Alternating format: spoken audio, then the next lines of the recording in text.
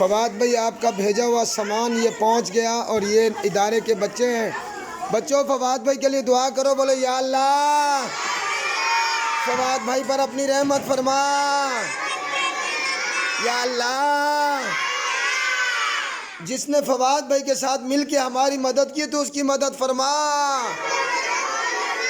ए रहीम अल्लाह, ए करीम अल्लाह, ए जब्बार अल्लाह, ए गफ्फार अल्लाह, फवाद भाई पर अपनी रहमत फरमा। या अल्लाह उनके घर वालों पर अपनी रहमत फरमा। या अल्लाह जिसने ये मेहरबानी हम पे की है तो उस पर मेहरबानी फरमा। ए दुआओं को सुनने वाले अल्लाह हमारी दुआ को कबूल फरमा। बच्चों जोर से बोलो आमीन।